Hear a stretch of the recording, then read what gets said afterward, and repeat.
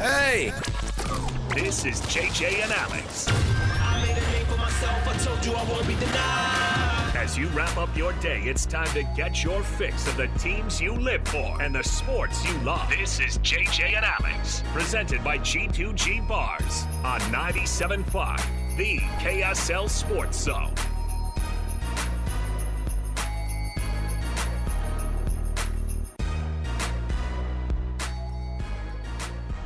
All right, everybody, welcome on into a special edition right here today of JJ and Alex, 97.5, the KSL Sports Zone, separated by 2,064 miles.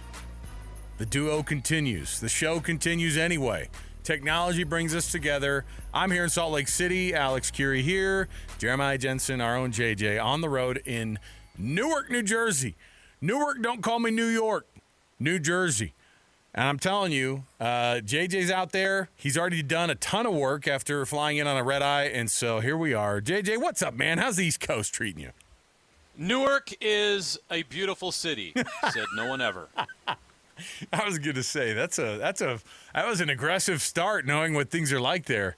Your hotel room, pretty rough here. But your hotel room window's not boarded up, right? Not yet. Okay. Not yet. Maybe by the end of the trip, we'll see how this goes. It's a tough town. It's a very tough town, but it's college basketball, so it's a good fit. It's the best thing that we could have ever imagined. College basketball, the Sweet 16, BYU. Listen, and in Newark. No, but listen, we went over this. The teams that are out there in Newark getting ready for their regional semifinals and then hopefully regional finals for a trip to the Final Four down to San Antonio. The teams that are actually in Newark: Duke, Alabama, BYU, and remind me of the fourth one. It's Arizona. Another team. Arizona, the Wildcats. Another blue blood. Well, listen, out of all those teams, if there's going to be a team that people are going to overlook, it's going to be the Cougs. Although I don't know if at any point you want to overlook anybody in the NCAA tournament, but if they're in the Sweet 16. But my goodness, that group that's there, that's a lot of firepower names out there, JJ, and you've been already chatting with the team. Before we get into the show officially, what's their vibe like? Does it feel like it's too big for them? Not at all. I really was impressed with BYU this morning, the confidence that they have, combined with the attitude they have, this we're having a good time attitude. I didn't get any sense, Alex, that this team is tight, that they're nervous, that they're worried about anything other than just going out and playing basketball with their brothers. And I really get that vibe. That doesn't mean that that's going to carry them through to victory against Alabama, but I covered that game last year in the first round in Omaha when they were playing Duquesne. That team was tight. That was a tight bunch. That was not the vibe I got this time around in the locker room, getting interviews during their media availability today. So it's a different feel than last year, and you've seen the result. They're obviously playing very free and loose, but also with purpose. And I think that's exactly what you need to do in the tournament is you know who you are, you have a way of doing things, you have your system, you have your habits, and you've worked really, really hard, and you've done things over and over and over again in practice, and now you just go out there and play because you're so confident in all the work you've put in. And that's credit to Kevin Young, his staff, all that they've been able to do to get these guys ready. Seeing it pay off already. You've seen it over the last month of the season. I don't know that there's many teams in the country that have played better than BYU in the last month. I mean, good luck finding some. I mean, obviously, you look at the top four seeds. You look at Houston, obviously, Duke, who we'll see in this region, and others. Even Auburn had a bit of a rough stretch at the end of the season. So BYU's peaking at the right time, and they carry themselves like that. They don't carry themselves like like a mid-major team that knows their day is due, right? Right. They feel and look like a team that can win this whole region here. And I think they've already beat Arizona. Alabama, I mean, they're gettable. So this is a very possible thing for BYU to come here. This is about, in my opinion, Alex, this is about BYU in this new era coming out here and showing that they can compete alongside these other teams, these other giants that they're competing with in this region. You know, it's interesting you brought that up. There was a power poll, a totally meaningless power poll of all the teams, all the 16 teams that are in the NCAA tournament still. And I think they put BYU at 9th. And, of all the things that we've seen this team do, big moments is what they've had to be inside of. Basically, from the time that they were behind the 8 ball, not playing well at the beginning of Big 12 play, it was like, hey, they better figure some things out before they, if they're even thinking about getting to the NCAA tournament. And then, of course, the wild run that they had and beating the teams where they've beaten them in the fashion in which they've beaten them. And I'm not saying they've beaten the doors off of anybody. Kansas, they certainly did. But, think about how they beat Iowa State in Ames. Think about how they beat Arizona at Arizona. Those are games that you don't look at and go, oh, I don't know, this game and this moment's too big. I don't know if they're going to be able to handle it. Short of Duke and the whole name that comes with Duke, I don't think that this team is necessarily, quote unquote, afraid of anybody. I just think that it's one of those moments where, I don't remember at any point ever a BYU team facing off against Duke in the NCAA tournament. Maybe it's happened before in the 32 times they've been there. No, it is not. No. But that's crazy to think, because if I think as a kid, the biggest team when you and I were growing up always seemed to be Duke. That was the blue blood of college basketball. Kentucky, right there, right? But so North Carolina, yeah. And Kansas. those are the names that come up, and so maybe there's a feeling like that amongst BYU fans, but why not? Everything's been kind of a why not at this point, and you get an awesome Thursday extra basketball. That's all we signed up for, man. Is just be able to have the ability to be able to have a team here locally that we're covering in the NCAA tournament still. And so as far as these runs can go, we're excited about it. So let's get the show kicked off officially. Like I said, JJ's 2,064 miles away in Newark, New Jersey. That doesn't preclude us from starting things up like we normally do. Our program brought to you by the amazing G2G Bar, of course, Costco, Holiday Oil, Maverick, Associated Foods. And then let's get going here with the cut. We've got some audio from today that JJ was able to sit down with some players in the group media stuff, but also with one-on-one as well. We have it all for you right here. Stay here. Let's get jumped in with the cut officially. Let's do it. It's time for the biggest story of the day. This is what made the cut with JJ and Alex on 97.5, the KSL Sports Zone. Trajan Wealth, of course, brings you the cut at this time of the day, every day. Trajan Wealth, TRAJAN Wealth.com for all your trusted local needs in retirement. JJ, let's jump in here on the basketball side of things. First, your conversation before we get into it with Trey Stewart. You had a one-on-one with him. What impresses you about this young man before we play the audio and get to know a guy that I think a lot of people saw making big shots in that game against Wisconsin and getting some valuable minutes? He's been key as Cannon Catchings hasn't been able to get the minutes that we thought he was with injuries and whatnot. So what's it been like? What's Trey Stewart's impact on the team been like so far? What do you think about this kid? Well, let me tell you, the greatest quality he has is his resiliency, because most kids would have quit by now because he wasn't getting the time that he thought he deserved and worked for. The playing time wasn't coming. The opportunities weren't coming. And even into the conference schedule, he wasn't playing much. And he continued to persevere, overcome some mental health issues, and we'll talk about that in this interview. And here he is, one of the best. He's contributing to one of the best teams in the country right now, and on this big stage in the NCAA tournament. And we all know how the ending at Wisconsin happened. You saw him go up and throw one off the backboard, throw one in after the buzzard sounded, and there was a lot of meaning behind that.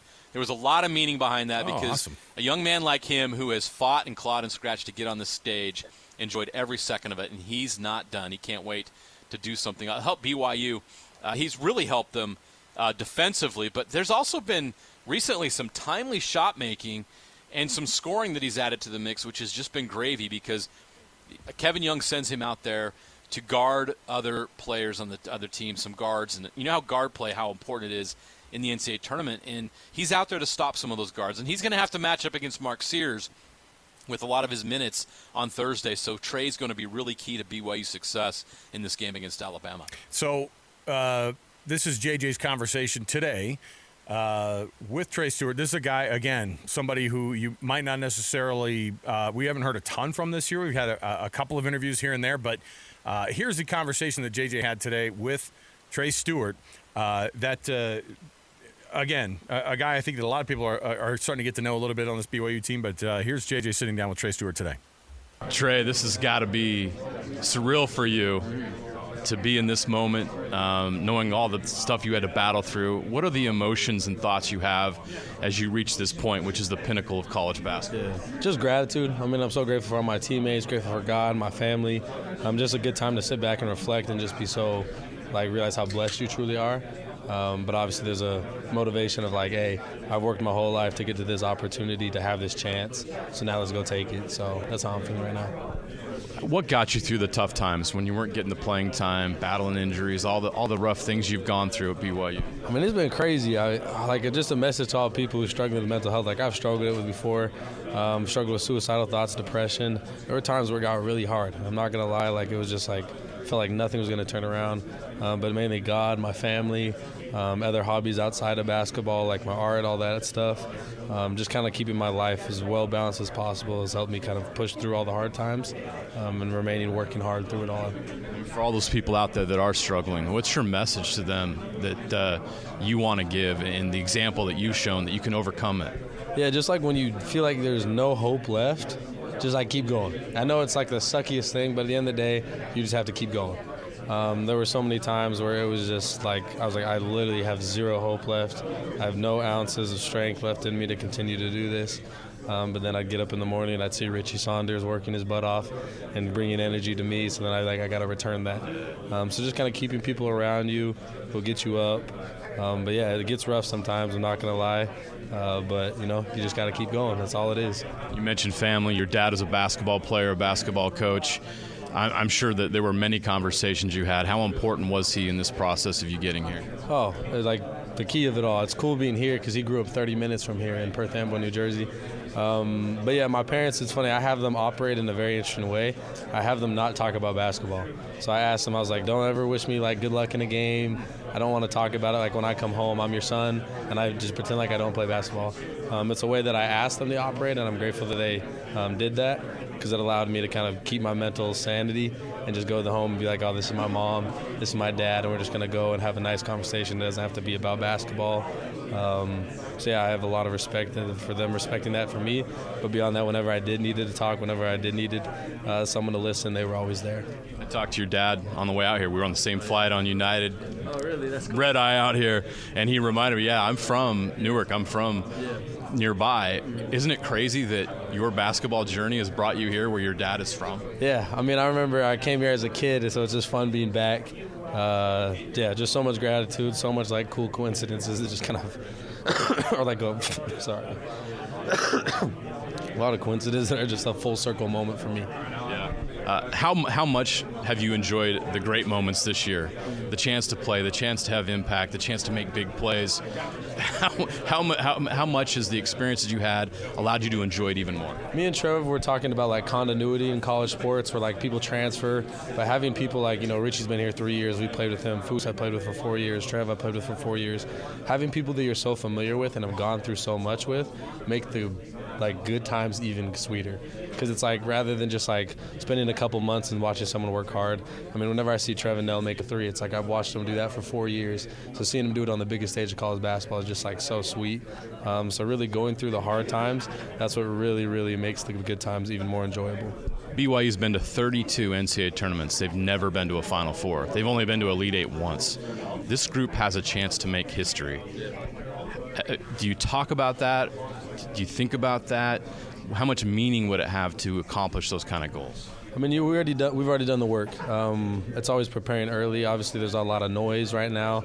Noise can be good or bad. I'm not saying it's a bad thing that we're in this position and people are talking about it. But at the end of the day, we've already done all the work in the summer. We've done the work now throughout this whole entire season to be in the position to get there.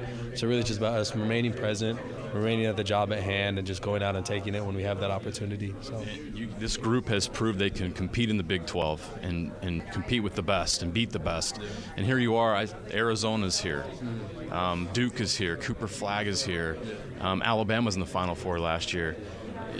Do you guys feel like you belong among the elite in college basketball? Oh, 100%. It is definitely cool to see that our logo next to their logo, because it's you grew up watching all of them. So I'm a kid at heart where it's it's really cool. I've dreamed of playing Alabama. I've dreamed of all this stuff.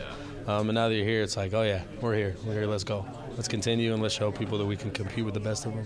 What was the emotion like for you guys after that Wisconsin win? What an incredible game. What an incredible moment. Oh, it was like the greatest feeling of my life. It was incredible. It's something I can always look back on. There's just so many little, like, tiny flash moments that I have that I just have to write down because it's one of those things that just will warm my heart forever.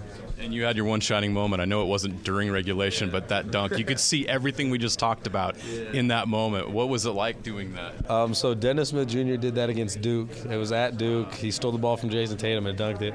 And growing up, I thought that clip was the coolest thing ever. We played West Virginia. I got a steal, or not a steal. I got an outlet, and I just dribbled the ball out. People were like, why didn't you dunk it? I was like, I didn't even think to do that. But that would have been cool. So I was like, next time, I promise you, I'm going to do it. And that was my next opportunity, so I took it. That's awesome. Well, we hope you guys have one shining moment again on Thursday against Alabama and beyond. So, Trey, thanks so much. Appreciate it. Yep. Trey Stewart, American Fork native, and a guy who's putting a lot of hours in. And I don't think that it's the kind of guy, JJ, that a lot of folks looked at and went, oh, he's going to have that type of an impact in that Wisconsin game. A guy who over his career's averaged 1.5 points a game as a Cougar. What a journey he's been on. What a cool opportunity. But again, that attitude of we're just going to get here and just enjoy the heck out of this thing. He seems to really be embracing that too. And give Kevin Young credit, Alex, because he could have tightened his rotation to 8 or 9 guys, but he recognized that Trey was working really hard and he deserved the opportunity. And so one of the adjustments that Kevin Young made, I can't remember exactly when. I'd have to go back and look at the play logs and everything. But I remember Mawit Mag ends up in the starting lineup, and then you start seeing Trey Stewart in the rotation. And all of a sudden, BYU is not only has one of the best offenses in the country, all of a sudden they're defending at a pretty high rate.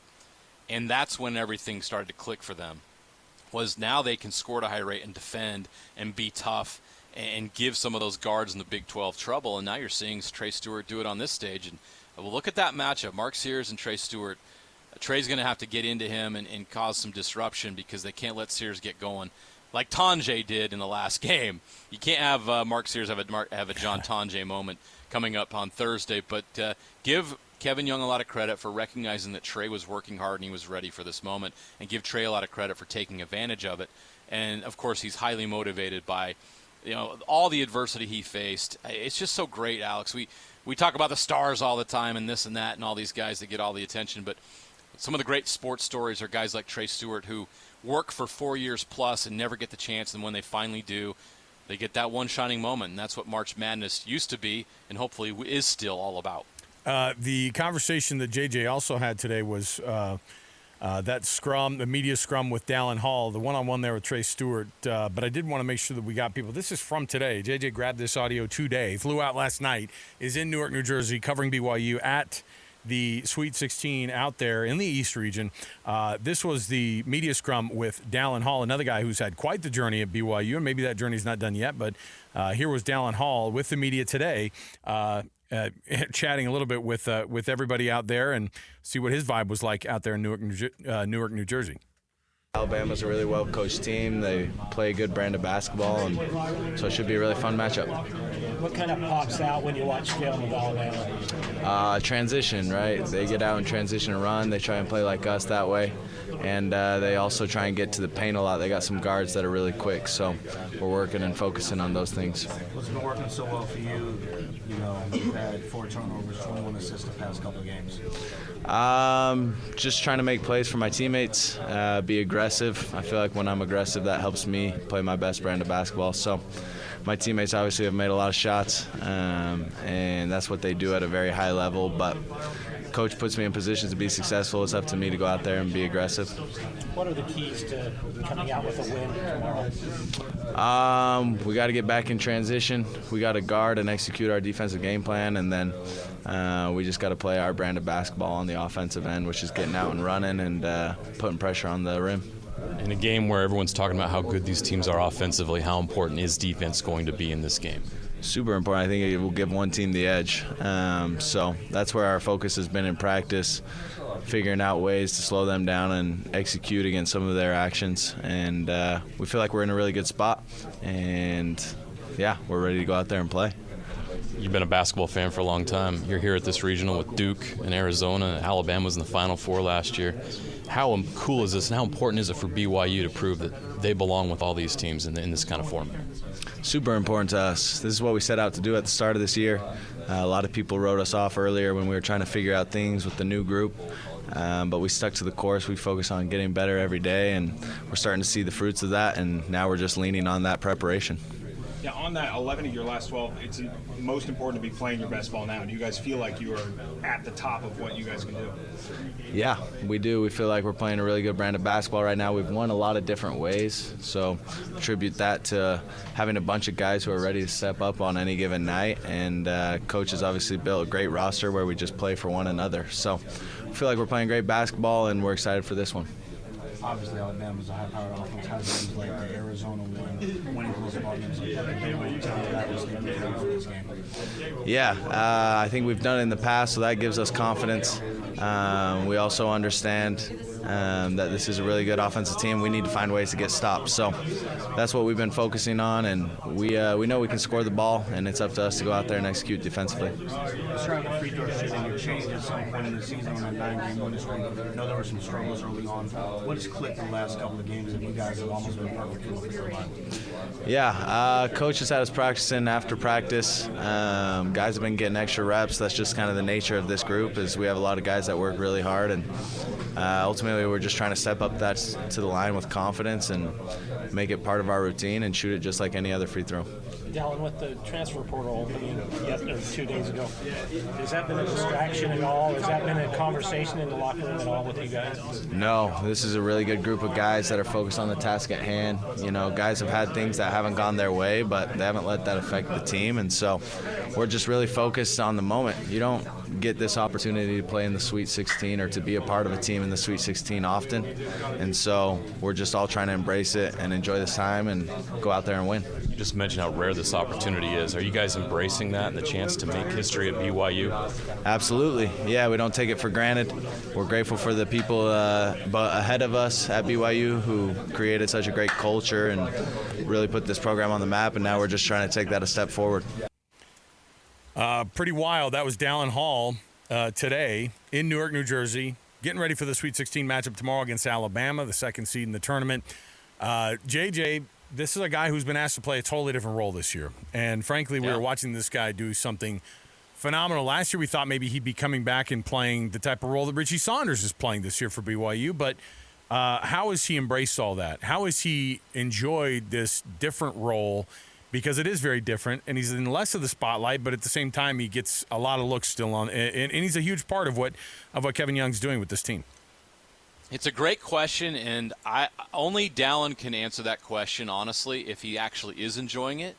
What I think he's doing is he's willing to do what's best for this team to win, and he's trusting Kevin Young and his staff to make that decision. Now, do I think Foose and Dallin Hall would prefer to start and get a little bit more minutes and a little bit more touches and this and that? Of course. But I think they recognize that what they're doing right now is working, and this is a team that's absolutely locked in. You notice in there he was asked about the transfer portal, and I believe his answer was sincere that nobody in that team right now is thinking about that because they're all really having a good time and they're locked in on what they're doing. Dallin Hall is capable of playing a bigger role, of getting more touches, of scoring more points. But that's the great thing about this BYU team is their willingness for every player on the roster to make sacrifices personally for the betterment of the team. That's why they're in the Sweet 16 and not one and done this year. Because that's always been the issue with the BYU teams of the past. This team is probably a little bit more talented than a lot of those teams, but you also have the buy-in, which I think is massive. And Dallin Hall, you got to give him a lot of credit, whether he's happy about it or not. He's been willing to buy in, and he's doing the right thing for his team. And that's true leadership from somebody who's probably looked up to by a lot of other guys on the team. Well, and a guy like Yegor Demon, who he ends up coming in for a lot of these cases, like it's a guy, typically when Yegor comes out, he's not having maybe a good stretch. It's not just about getting, some rest, which sometimes it is. But, there are a lot of times that Yegor is pulling the 18-year-old, not a lot of experience thing at this level. And he's been, pretty prone to turn the ball over. Dallin Hall comes in as kind of this steadying hand, and on top of that, he shoots pretty darn well when he gets going. So it's a big part of what they're trying to do here. But that balance has been pretty interesting, and everybody's buying into what Kevin Young's doing. So it seems to work. Let's take our first break. We'll come back. JJ's in New Jersey covering the Cougs in their Sweet 16 run. I'm back here in Salt Lake City, and we are going to jump in next on our Jazz Daily. We're going to get into what's some comments that got a lot of attention from Will Hardy, the head coach of this basketball team last night. After this loss, it wasn't just about how they lost this game because, they're going to lose a lot of these games in the next 10. He did not like the effort, and he made it known. You'll be able to hear some of those quotes next. Stay right here, 97.5 The KSL Sports Zone.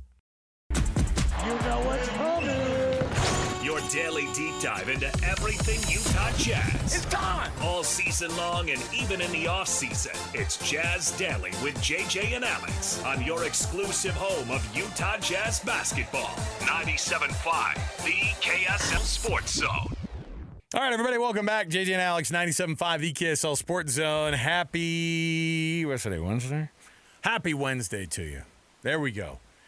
Utah Jazz fall last night against the Memphis Grizzlies. It wasn't just about losing the game. It was the attitude in which it was like the post-game press conference with Will Hardy sounded like a debrief that my dad would have given me in the car on the way home after I didn't give 100% against some team in Little League. That's what it felt like last night, and you know what? He freaking killed it. It's exactly what you needed to hear from a guy who you're asking to not just bring a locker room together, but to get these guys coming up in the league. Look, I will point to last year, JJ, of how many guys were on that roster at this very moment getting similar minutes who are no longer in the league because the league will chew you up and spit you out if you are just here thinking that you're going to be playing because you've always been good in all the leagues you've been in and you're just logging minutes here. That's not what this is about, man. Yeah, where'd Kenny Lofton Jr. go? What happened to him? He had that big game last year. Oh, listen. Yeah, I mean, it doesn't really – it's not all about, there's opportunities here for guys to play and such, but you got to bring it every night, and making it in the league is hard. You're absolutely right. And I think that was the message he was trying to send to these young guys because that second-half effort was atrocious. I watched the game. We showed the highlights at 10 o'clock last night, and first half they were really great. Hit 8 3-pointers. They were playing really good team basketball. And then you get beat 41-17 in the third quarter by a team that doesn't have Ja Morant. You've got some guy named Jay Huff. He looks like a guy that churns his own butter, and he's out there dunking on you over and over and over again. It was pathetic. And, yeah, they deserved every bit they got last night because you can't have some Amish guy named Jay Huff absolutely dominate you on a basketball floor. It's the NBA, man. They didn't show up in the second half last night. I'm kidding, but that's how the Jazz did not play well, and he let him have it, and I'm glad he did. Well, the thing that was interesting was I think that everybody at some point, I mean, we've asked these questions, right? Like, where's this team's head at? Giving up 140 points at home has not been something that, even during this really, really bad year, that's not something that happens very often. And 140 points represents not playing defense. That represents not getting out on your guys. And Will Hardy, listen, let's just get into it because he said a lot of interesting things last night after this one. And here's what he said about taking advantage of the time that they have on the floor because it is very, very valuable. I'm a very competitive person, and there are moments where I feel like I'm having to restrain the core of who I am because there seems to be an unwillingness at times to understand that this is not something that you can take for granted. The NBA will stop for no one, and our program will stop for nobody. Okay. This is bigger than you. This is bigger than anything that you have going on in your personal life. This is bigger than your contract negotiations. This is bigger than you, assuming that you're going to be here next year.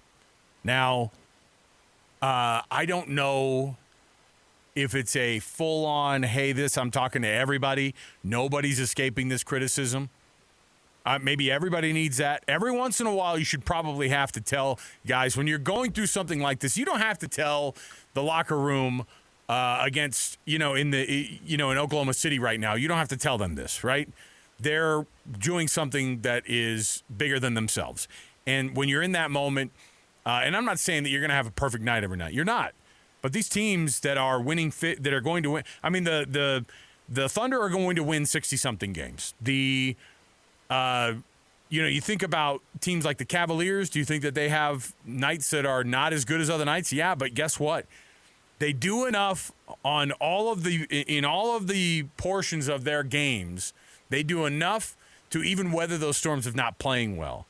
And this team obviously doesn't have the type of talent to be able to get through even really, really good days to get W's out of it. And so that's part of the deal. Here's the evaluation that he gave of the performance against the Memphis Grizzlies last night. The lights are on, you're competing, you're representing an organization, you're representing a fan base, our community, and that was just unacceptable. Unacceptable, okay? So there's one. Here's another one about the selfish part. Now, again, fill in the blank on who he might be referring to. I don't want to call anybody out. He didn't. But, for us, I think as fans, people watching this game or media covering the game, a lot of these nights kind of run together and look very much similar. The coaches are the ones that look and go, no, that effort stinks, and this is what he talked about with the selfish attitude part of it. Pass the mother ball. Run back on defense. When it's time to communicate what we're doing on defense, you should do it at a volume louder than I'm talking to you right now. When there is a loose ball, you need to want it more than the other team. You are a member of a team. This is not about you. This is not a personal workout for you. I could go on and on and on, but you get the point. It's a team game. The moment that you make everything about yourself is the moment that it all goes bad. Okay? Now, there was the comment that was made about, what was it? It was the, was it the effort looking like those guys playing in a pickup game at Lifetime Fitness? Yeah. That was the one that's true slander right there. That's the one that hurts. That's not even top tier. That's worse than because Vasa Fitness pickup games, that's a Lifetime Fitness pickup games are the lowest tier of local gym. It might be there like, are tiers. Yes. Church ball that might sounds be like higher. A summer topic yes. for us, Alex. Church ball might be. That's exactly what it is. Pickup basketball tiers. Best places this to play summer. Pickup basketball. Yeah, toughest JJ places. and Alex, 97.5 KSL Sports. Yeah, Zone. developing your bench in the pickup leagues at the different gyms across the way. This is. I mean, the reality is that he can say this to the media. The message is 1,000 times louder in that locker room, right? Like, to me, that's the kind of thing that when these players hear this, they have two choices. They can roll their eyes and go, dude, I don't need this.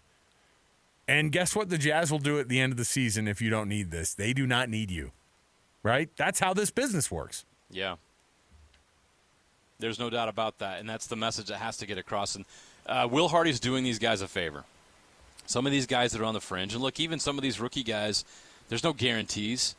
That rookie contract's over, you could be gone. Look at all the guys that have been drafted recently in the first round that aren't even in the league anymore. I mean, we've seen some of these guys, right? That even that run through Utah. Like, there's no guarantees in the NBA. You have to earn that next contract. And you can't have nights like this. You can't have film like this. You can't have bad habits because those habits will carry out throughout your career. You have to develop the right attitude and the right habits right now. And look, it's harder to do when you're losing. It's easier to feel like you're going to get away with it when you're tanking.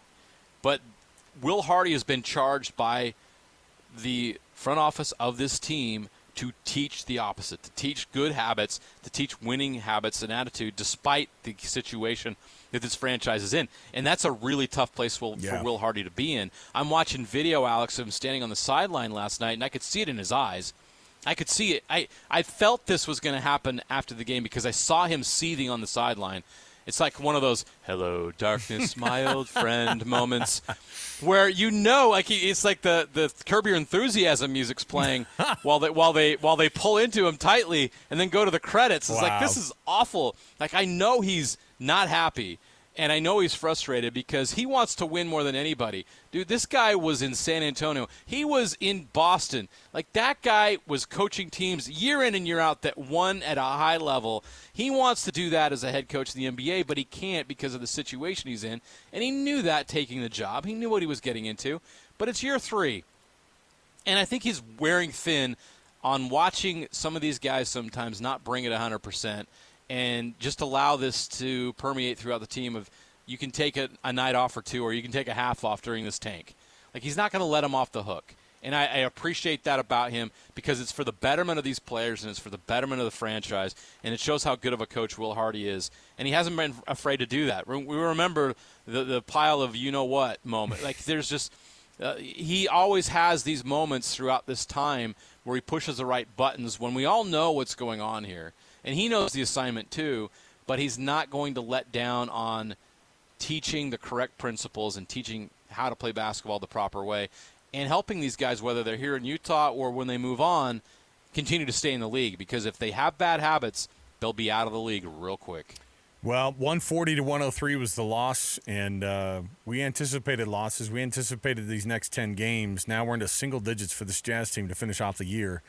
And it's not been fun, obviously, and I think there's a lot of hope placed on what those draft odds could give you. It's been a rare moment for Jazz fans to have to dip into this side of your brain to get used to this type of stuff. Even last year was a tough year, but not like this. And the year before was supposed to be a tough year too. And then you ended up having a year where you get an all-star, you end up playing better basketball than you think, and the tank doesn't really happen to this level, and now it's legit. I know how Philadelphia 76ers fans felt when I was growing up. I know how Wizards fans now feel. I know how Charlotte Hornets fans feel, and that's a bad thing. I don't like feeling like those fan bases, all right? Yeah, I don't like being in the same conversation as the Charlotte Hornets. Those are the corners of the league that you don't want to think about. They already don't want to think about Utah, but they don't want to think about Utah because Utah's a team that was always beating them inexplicably, right? And now it's not that role. It's a bummer to have to get through as a fan, and we always have hockey for this year, right? So that's what we're going to talk about next, actually. We're going to take a break here. For a couple more weeks. I know. We'll get to hockey at the top of the hour. Mike Folta, the radio play-by-play voice of the Utah Hockey Club, is going to join us in that opening up of the 4 o'clock hour. We're going to get to a Would You Rather next. JJ is in New Jersey. I'm here in Salt Lake City. We're going to be chatting in the 5 o'clock hour with Mitch Harper, who, spoiler alert, is going to be in New York City. You were not invited, by the way, JJ, for that New York trip. I just imagine Mitch with some binoculars around his neck. He's taking a little ferry out to the. He's at. He's probably at the Statue of Liberty right now. Liberty right now, and he didn't invite me. No, listen, he's got his own thing going on. Mitch is a man of the world. He's got some things going on. All right, JJ's out there. Sophisticated. We'll get you all that coverage and much more. We have a packed show, so stay right here. More to go. 97.5 the KSL Sports Zone. The first week of the NCAA tournament is over. Isn't that sweet? And the Cougars just keep on dancing. Got it! Richie Saunders! As the Cougars move on to New Jersey, the KSL Sports Zone will be with the team every step of the way. Oh, Keita from behind with the pancake block. Your home for every shining moment of the BYU Cougars in the NCAA tournament is right here on 97.5, the KSL Sports Zone. Listen, everybody! Real-life hypotheticals to get your brain churning. As JJ and Alex ask, would you rather?